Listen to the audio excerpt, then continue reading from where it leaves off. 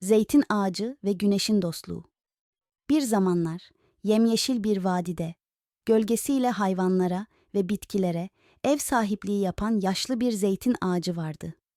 Bu ağacın en büyük özelliği herkese yardım etmek istemesiydi. Kuşlara yuva, çocuklara serin bir dinlenme yeri sunardı.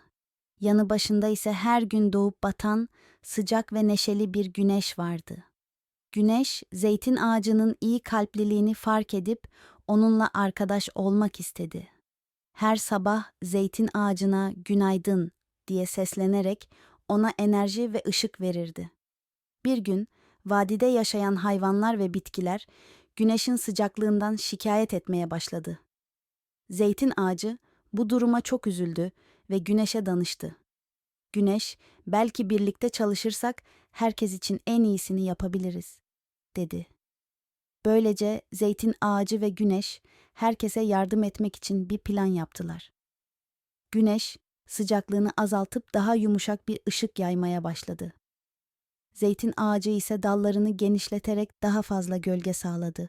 Bu işbirliği sayesinde vadi daha yaşanabilir bir yer haline geldi. Hayvanlar serin yerlerde dinlenebiliyor, bitkiler daha sağlıklı büyüyordu. Çocuklar da ağacın altında oyunlar oynayıp güneşin altın ışıkları altında eğleniyordu. Güneş ve zeytin ağacının dostluğu vadideki herkes için bir örnek oldu. Hayvanlar birbirine daha nazik davranmaya, bitkiler birbirlerini korumaya başladı. Çocuklar da bu dostluğu görerek birbirlerine yardım etmenin ve işbirliği yapmanın önemini öğrendiler. Yıllar geçtikçe zeytin ağacı ve güneş vadideki yaşamı güzelleştirmeye devam etti. Onların dostluğu, paylaşmanın, işbirliğinin ve herkes için en iyisini düşünmenin ne kadar değerli olduğunu herkese hatırlattı.